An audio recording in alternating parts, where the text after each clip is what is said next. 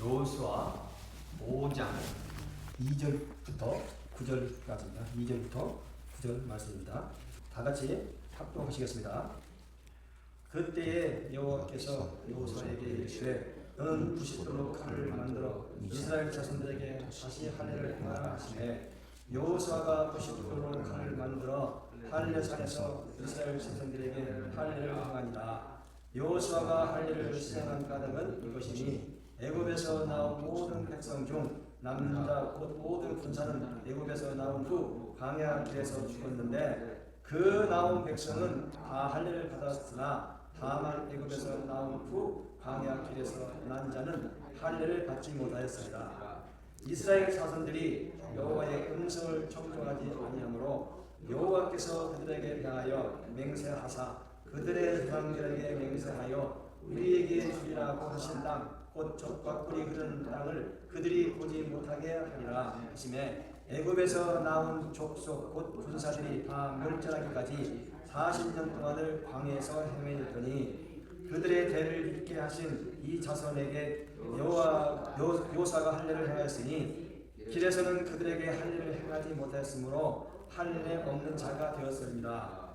또 그 백성에게 할례 행하기를 피하매 백성이 진용각소에 처하여 나기를 기다릴 때 여호와께서 여호수아에게 이르시되 내가 오늘 애굽의 수치를 너희에게서 떠나게 하였다 하였으므로 그 곳 이름을 오늘과 길갈이라 하였습니다. 아멘. 오늘 말씀 제목은 길갈에서 무슨 일이라고 하는 제목입니다. 길갈에서 무슨 일이 있었을까요? 자, 이 시간 한번 여러분 귀 기울여 들어보십시오. 이것은 누가 한 말일까 한번 생각을 해보시기 바랍니다. 나는 건국 대업을 앞두고 두 가지 방침을 세웠습니다. 첫째로 건국, 나라를 세우는 것입니다. 둘째로 건교, 교회를 세우는 것입니다. 종교 교화한 나라, 즉 믿음으로 하나가 된 나라는 주변에 어떠한 강국이라고 할지라도 감히 손을 대지 못할 것입니다. 그래서 경찰서 10개를 세우는 것 대신 예배당 하나 세우는 것을 선택을 하겠습니다. 여러분, 오직 이 성경 말씀에 의지해서 3천만 동포가 살아야 할 것입니다. 우리는 대안이니 무엇이니 보다 모두 천국 백성이라는 사실을 믿으시길 바랍니다. 사랑하는 여러분, 우리는 십자가의 정병들입니다. 이 땅에 천국을 건설하는 천국 백성이 되어야 할 것입니다. 누가 이야기를 했을까요? 다름 아니라 백범 김구 선생이 1945년 11월 28일 정동감리교회에서 임시정부 요인들과 미국 환영 행사에 했던 연설 중에 한 부분이었습니다. 백범 김구 선생이 기독 신조였다는 것을 여러분 아시나요? 예. 지금도 위키백과 이렇게 백범 김구 찾아보면 종교란에 그러니까 개신교 가로 해놓고 감리회 그렇게 써 있습니다. 그러니까 백범 김구 선생이 감리교 교인이었다라고 이야기하는 거죠. 1903년 11월에 28살 되던 나이에 세례를 받았어요.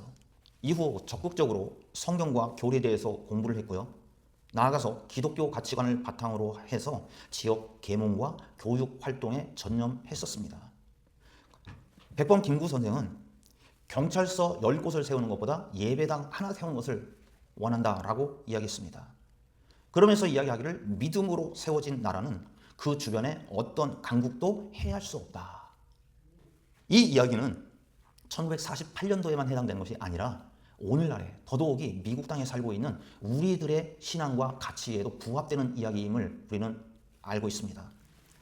이번 주 금요일은 광복 80주년 기념일입니다. 우리 조국이 백범 김구 선생과 같은 이런 기독 신앙의 깃틀 아래 세워졌다라고 하는 사실을 아시길 바랍니다. 자부심도 가지시길 바랍니다. 그로 인해서 광복절을 앞두고 우리는 감사하는 나라와 민족이 되어지길 바랍니다. 그래야지 후세에게 우리 자손들에게 우리가 할 말이 있어요. 할아버지, 아버지, 우리 대한민국은 어떻게 세워졌습니까? 파운데이션이 어떤 기초 위에 세워졌습니까? 라고 이야기하면은 어렵고 곤란하게 살다가 어찌 됐다 그렇게 말씀하시는 것이 아니라 이렇게 현대 정부는 기독 신앙의 토대 위에 믿음의 선진들이 기도하며 피땀 흘려서 세운 나라와 민족이라고 하는 것을 알려줘야 되는 거죠.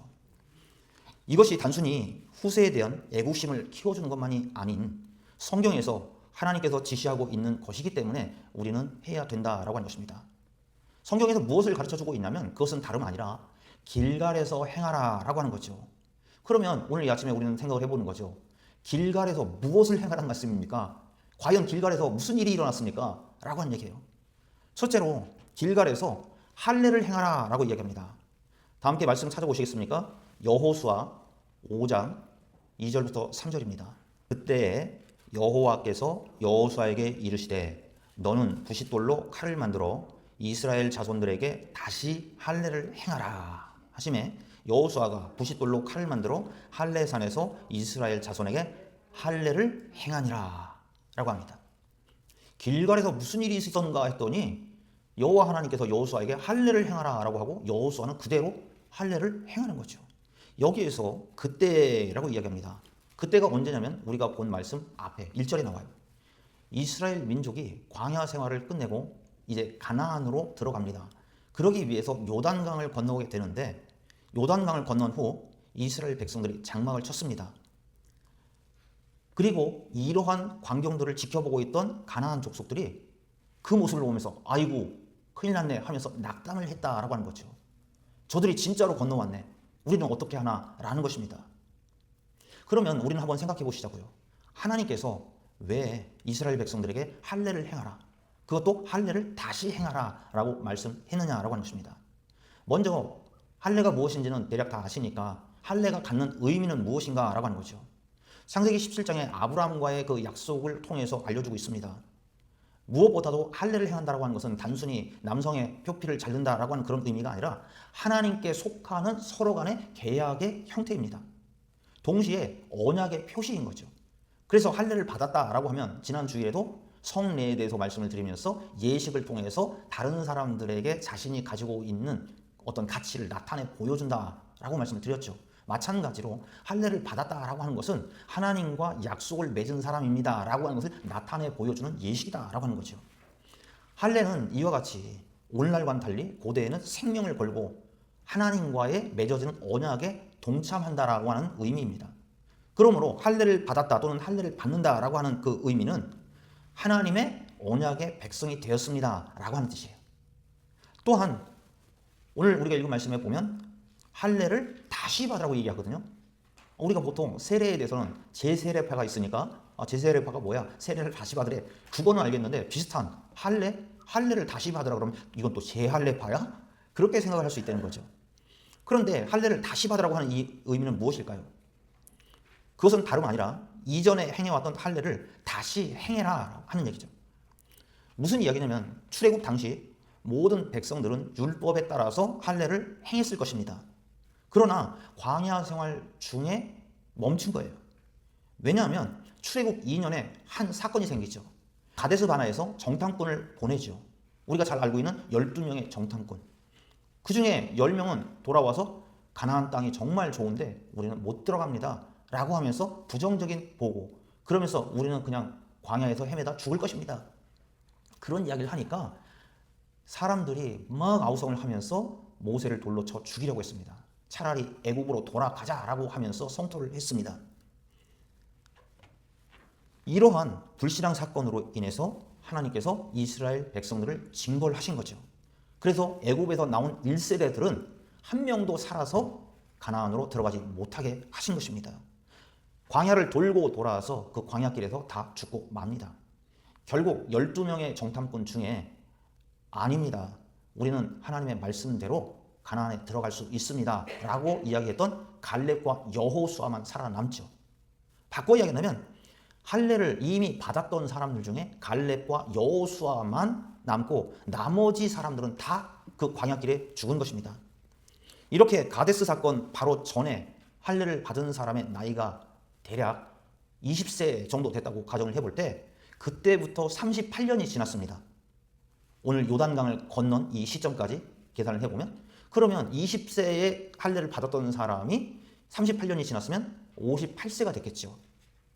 그러면 가데스 사건 당시 병사였고 전쟁을 치룰 만한 그러한 사람들은 모두 58세 이상이 되어 버린 거죠. 그 이야기는 하나님께서 징벌하심으로 인해서 가데스의 불신앙의 사건 때문에 책임을 지고 광야에서 모두 죽임을 당했다라고 하는 것입니다. 따라서 할례를 이미 받았던 사람 중에는 갈렙과 여호수아 외에는 살아남은 사람이 없다라고 하는 얘기예요. 그래서 오늘 여호수아에게 하나님께서 명령하시면서 지금 살아남은 것은 할례 받은 사람 중에 살아남은 것은 갈렙과 여호수아 너희 둘밖에 없으니까 그 이후에 태어난 사람들을 대상으로 해서 다시 할례를 행하라 라고 명령하는 거죠. 이쯤에서 여러분 기억을 하셔야 돼요. 할례의 의미가 뭐라고요? 하나님과의 약속이라고요. 우리는 하나님의 것입니다. 하나님께 속한 자입니다. 라고 하는 약속을 한 것이니까 이제 광야 길에 태어나서 하나님과의 약속을 체결하지 못한 세대들이 전에 했던 것처럼 다시 하나님의 것으로의 계약을 갱신해라 라고 하는 의미로서 제할례를 명하신 것입니다. 그리고 여기서 우리가 알아야 될 것은 할례를 시행한 시점이 굉장히 재미있습니다. 할례를 시행한 시점이 언제인가를 보면 알 수 있는데 영적이고 육적인 재정비를 하라라고 하는 의미를 담아서 한 것이다 라고 볼 수 있는 거죠. 왜냐하면 이스라엘 백성들이 요단을 건너므로 인해서 조금 전에 말씀드린 대로 그 땅에 이미 살고 있던 가나안 족속들이 떨었다고 그랬죠. 그러면서 아이고 진짜 건너왔네 하면서 이제 전쟁이다 전쟁하고 초긴장 상태예요. 일반적으로 적과의 전투를 앞두고 대전쟁을 앞두고 있다고 한다면 다친 사람도 빨리 상처가 낫도록 그리고 체력이 회복되도록 다 이렇게 추스릴 것입니다. 중요한 일을 앞두고서 그것을 잘 치르기 위해서 잘 준비를 할 거 아니겠습니까? 그런데 정작 가나안 정복 전쟁을 시작해야 하는 마당에 할례를 행한다? 전쟁을 치를 수 있는 남성의 표피를 잘라서 결국에는 제대로 걷지도 못하고 행동이 부자연스럽게 만들어 놓는다? 이건 제정신이면 할 수 있는 일이 아니라는 거죠. 그럼에도 불구하고 할례를 시행했다라고 하는 얘기는 가나안 정복 전쟁을 시작한 데 있어서 무엇보다 하나님과의 신앙적 관계가 더 중요하다라고 하는 얘기죠. 마치 서두에 말씀드린 김구 선생이 경찰서 10개를 세우는 것보다 예배당 하나를 세우는 게 더 중요합니다라고 하는 것처럼 대적들과의 전쟁을 치르는 것도 중요하지만 무엇보다 하나님과의 계약을 갱신하는 것이 더 중요하다라고 하는 것입니다. 그러므로 우리는 길갈에서 무슨 일이 일어나는가라고 했을 때 할례를 행했구나. 그것도 38년 동안 중단되었던 그 할례를 다시 행함으로 인해서 새로운 세대가 하나님과의 계약을 재갱신했구나라고 하는 사실을 아시길 바랍니다. 이러한 사실을 우리가 살펴보면서 김구 선생님이 말씀한 그 경찰서 10개보다 예배당 하나를 더 소중히 여기는 그 의미를 기억해 봐야 하는 것입니다. 여러분, 우리는 누굽니까? 그렇죠. 하나님의 백성이요. 영적인 이스라엘입니다. 다 같이 말씀 함께 읽겠습니다. 마태복음 26장 28절. 이것은 죄 사함을 얻게 하려고 많은 사람을 위하여 흘리는 바 나의 피 곧 언약의 피니라. 우리가 익히 아신 말씀이죠.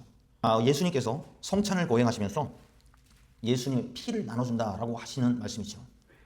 그러면서 이게 곧 언약의 피다, 약속의 피다라고 하는 것입니다. 이와 같이 우리는 그리스도의 피값으로 새롭게 된 언약 백성입니다. 믿으시기 바랍니다. 왜냐하면 우리는 손으로 할례를 받은 게 아니에요. 우리는 구약 시대에 남성들만, 성인 남성들만 전쟁을 치를 수 있는 그런 사람들만 할례를 받았던 그러한 것을 되새겨 보면서 여성, 남성 따질 것이 아니라 무엇보다도 믿음으로 그리스도의 할례를 받았다라고 하는 것입니다. 골로새서 2장 한번 찾아보겠습니다. 골로새서 2장 11절. 또 그 안에서 너희가 손으로 하지 아니한 할례를 받았으니 곧 육의 몸을 벗는 것이요 그리스도의 할례니라. 이와 같이 육의 몸을 벗어나서 그리스도의 할례를 받은 백성들이 언약 백성들이다라고 하는 것입니다. 우리가 전에는 진노의 자녀였습니다. 그러나 이제는 예수 그리스도로 말미암아서 하나님의 자녀가 되었습니다. 즉 하나님을 아바 아버지로 부를 수 있게 되었습니다.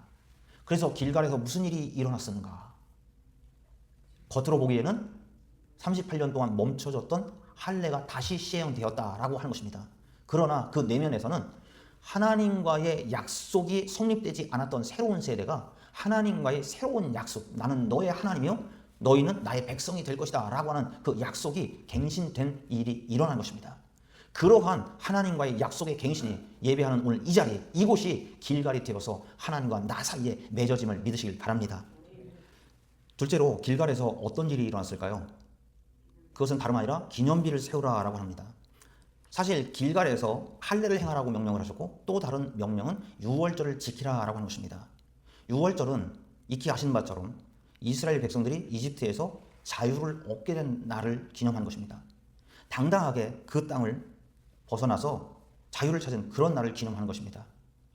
우리로 치면 바로 광복절을 의미하는 것이죠. 그런데 제가 말씀을 준비하면서 이 유월절은 또 전해드릴 내용이 다시 있고 유월절보다 그 이전의 명령이 주어진 것을 보게 됩니다. 여호수아는 가나안 땅에 들어가기 위해서 치밀하게 준비를 합니다. 먼저 시딤이라고 하는 곳에서 2명의 정탐꾼을 여리고성으로 보내서 정탐합니다. 12명의 정탐꾼만 보낸 게 아니에요. 그 이후에 또 2명의 정탐꾼을 보내고 요단강을 건너 길갈에 이르게 됩니다. 요단강은 평소에는 그다지 깊지 않습니다. 하지만 우기가 되면 범람을 하죠. 하필이면 이스라엘 백성들이 지금 도달했을 때 우기였어요. 그러다 보니까 그것을 그 많은 인원이 건널 수가 없었던 거죠. 그런데 하나님께서는 그 요단강을 멈추게 하셨습니다. 놀라운 일, 기적적인 일을 행하셨어요. 우리가 익히 알고 있는 홍해의 기적이 다시 재현되어집니다. 다시 한번 말씀 또 찾아볼까요? 여호수아 4장입니다. 여호수아 4장 19절부터 20절. 첫째 달 10일에 백성이 요단에서 올라와 여리고 동쪽 경계 길갈에 진 침에 여호수아가 요단에서 가져온 그 12돌을 길갈에 세우고라고 합니다.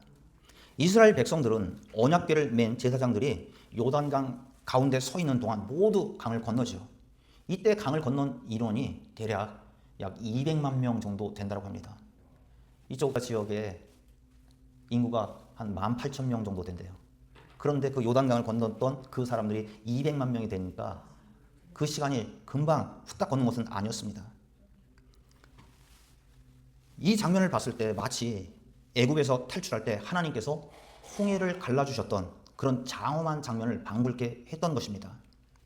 하나님께서는 여호수아에게 길갈에 기념비를 세우라라고 하신 거죠. 뭐 직접적인 명령이 따로 보이진 않았는데 왜 이런 기념비를 세웠을까 생각을 해봅니다. 무엇보다 하나님께서는 여호수아 이후의 후손들에게 하나님의 신실함과 권능을 상기시켜 주려고 하신 것 같습니다. 상기시킨 게 뭐죠? 저는 상기라고 하는 그 표현을 어디서 배웠냐면 잊지 말자 6.25, 상기하자 6.25 그 표어에서 배웠어요. 네.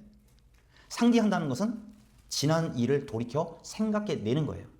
그러니까 요단 강가에 있는 12돌 비석을 보면 그때마다 야 하나님이 200만 명이나 되는 우리 백성들을 강을 막으시고 건너게 하셨어 라고 하는 것을 되돌아 생각나게 하기 위한 것이다 라고 하는 거죠. 그것을 통해서 하나님은 하나님의 강한 손에 대해서 백성들에게 기억나게 하신 것이었습니다. 그러면 굳이 길갈이었던 이유는 무엇일까요?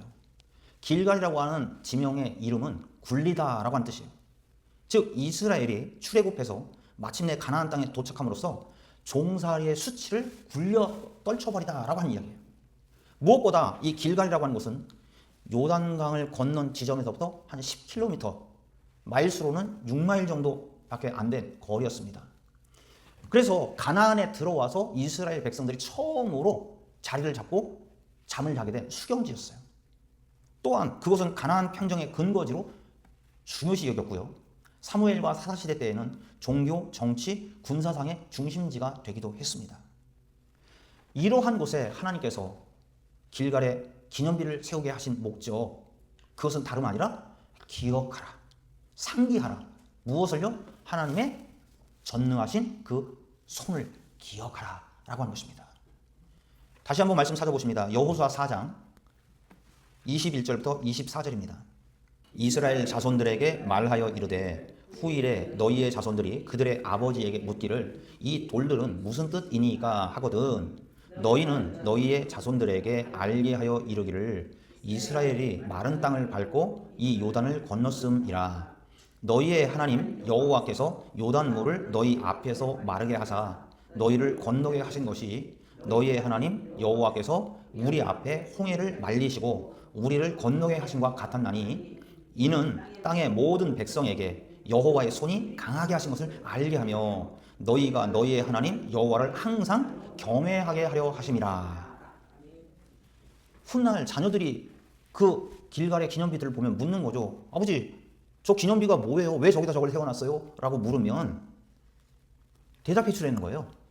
오래돼서 아버지도 잘 모르겠다 그러지 말고, 저 기념비의 의미는 홍해를 갈라서 우리 민족을 구원하신 하나님, 그분이 다시 한번 이 요단 강물을 막으시고 갈라서 우리를 건너게 하셨다 라고 하는 것을 이야기해 주면서 하나님은 큰 능력의 주님이시다, 그래서 우리는 여호와 하나님을 섬기고 살아야 된다라고 하는 것을 말해주고 가르쳐주고 전수해줘라 라고 하는 것입니다.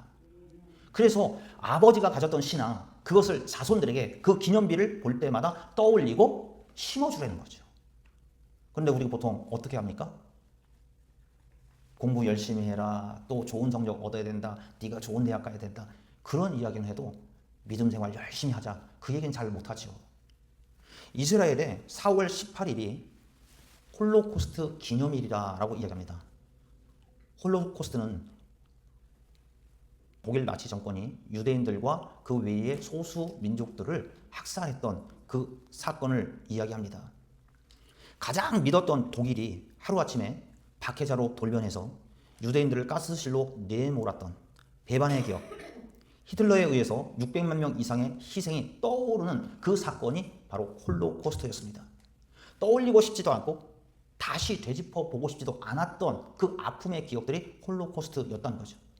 그럼에도 불구하고 매해 4월 18일을 홀로코스트 기념일로 정하고 유대인들은 기억하고 있어요. 잊지 말자, 상기하자라고 하는 거죠. 더더욱이 4월 18일로 정했던 것은 1943년 4월 18일 바르샤바에서 독일군에 대항해서 무장 봉기를 처음이자 마지막으로 했던 그 사건을 기념해가지고 한 것이에요. 그 아픔과 고통의 그 시간을 기억하고 상기하자는 거죠. 그러면서 다시는 이런 아픔과 고통을 겪지 말자고 다짐을 한 것입니다. 그들은 홀로코스트를 기억함으로써 온갖 어려움을 겪었습니다. 그 가운데서도 나라를 건국하는 동력을 만들어냈는데 그게 잊지 않고 기억하고 상기했기 때문에 가능한 것입니다. 그러나 우리는 어떻습니까? 아프니까 아유, 시간이 약이야, 잊어 라고 하지요. 고통스러우니까 그냥 덮고 넘어가 라고 이야기합니다. 우리가 살면서 잊어야 할 것, 덮어야 할 것 분명히 있습니다. 반면에 잊지 말아야 할 것, 덮을 것이 아니라 꼭 간직해야 할 것도 분명히 있다라고 하는 것입니다. 성경에서는 24절 말씀에 보면, 4장 24절 말씀 보시면, 이는 땅의 모든 백성에게 여호와의 손이 강하신 것을 알게 하기 위한 것이다. 너희가 너희의 하나님 여호와를 항상 경외하게끔 하기 위해서 이 길갈의 기념비를 세우는 것이다 라고 말씀합니다. 길갈의 기념비는 이스라엘뿐만 아니라 온 세상을 위한 것이라고 말씀합니다. 이는 땅의 모든 백성에게. 따라서 오늘날의 우리도 길갈의 기념비를 상기하면서 사망에서 생명으로 살리신 예수 그리스도를 기억해야 하는 것입니다. 성경에서 길갈의 기념비와 같이 실제적인 자료들을 통해 후손들에게 하나님을 알려주는 일들이 있습니다. 창세기 9장 11절부터 13절 한번 찾아보시겠습니다. 내가 너희와 언약을 세우리니 다시는 모든 생물을 물로 멸하지 아니할 것이라. 땅을 멸할 홍수가 다시 있지 아니하리라. 하나님이 이르시되 내가 나와 너희와 및 너희와 함께하는 모든 생물 사이에 대대로 영원히 세우는 언약의 증거는 이것이니라. 내가 내 무지개를 구름 속에 두었나니 이것이 나와 세상 사이의 언약의 증거니라. 즉 다시는 물로 세상을 심판하지 않겠다고 약속을 해주신 거예요. 약속의 증거로 구름 속에다 무지개를 두신 거죠. 일명 무지개 언약을 해주고 계신 거예요. 성경에서는 이렇게 하나님께서 약속해 주시면 약속을 말로만 하는 것이 아니라 구체적으로 우리로 하여금 알도록 눈으로 볼 수 있는 실물을 제시해 줬다. 예를 들어 주셨다라고 하는 거죠. 여러분, 하나님께서는 하나님의 백성에게 복 내려주시기를 원하십니다. 우리만 내게도 이런 복을 주소서 하고 복을 구하는 것이 아니라 하나님도 그래 내가 내 백성에게 복 주기를 원해. 할렐루야 하신다니까요. 자, 신명기 28장 2절 한번 찾아봅니다.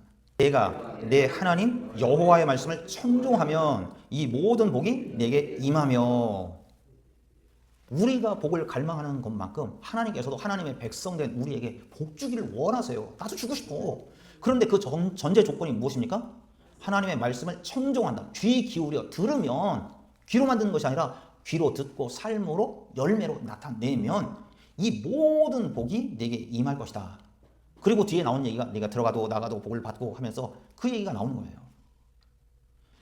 바꿔 이야기하면 하나님의 말씀에 순종하느냐 순종하지 않느냐의 여부가 복을 받느냐 저주를 받느냐를 가르는 기준이 된다라고 하는 것입니다. 가나안 정복을 앞둔 시점에 할례를 행한다라고 하는 것, 이것은 미친 짓일 수 있습니다. 당장의 전쟁에서 살아남을지도 죽을지도 모르는데 후세들을 위해서 교육시키겠다고 기념비를 세운다? 정신 나간 소리일 수도 있습니다. 그러나 그들은 38년 동안의 실수를 번복하고 싶지 않았던 것입니다. 겉으로 보기엔 길갈에서 일어났던 일들은 무모하기 짝이 없는 몽상가들의 객기와 같아 보일 수도 있습니다. 그러나 하나님은 여호수아와 이스라엘의 순종함을 통해 애굽의 수치를 더 이상 겪지 않게 하신 것입니다. 그들의 삶 속에서 더 이상 떡하니 버티고 있는 그 바윗돌을 굴려버리신 것입니다. 그게 바로 길갈이에요. 이스라엘의 수치를 굴려버리신 하나님은 오늘 이 아침에 우리 조국과 민족의 수치도 굴려버리십니다. 그리고 우리로 하여금 가나안의 소산을 먹게 하신다는 사실을 믿으시기 바랍니다. 과거를 되돌아볼 수 없는 자는 과거를 되풀이할 수밖에 없다라고 했습니다. 올바른 역사를 미래 세대에게 물려준다라고 하는 것은 세상을 먼저 산 부모요, 어른이며 선배로서 해야 할 마땅한 책무입니다. 우리도 80주년 광복절을 앞두고 김구 선생님의 말씀대로 경찰서 열이 아닌 예배당 하나 세우는 심정으로 길갈에서 하나님의 백성임을 인정하는 마음의 할례와 후손들에게 하나님을 기억하게 하는 믿음의 기념비를 세우시길 바랍니다. 그리하면 성경 말씀을 의지해서 보수와 진보를 넘어선 십자가의 정병으로 승리하게 될 것이고 나아가 천국 백성의 면모를 갖추는 우리 모두가 될 것입니다. 기도하겠습니다. 주 선한 능력으로 안으시네 그 크신 팔로 날 붙드시네 절망 속에도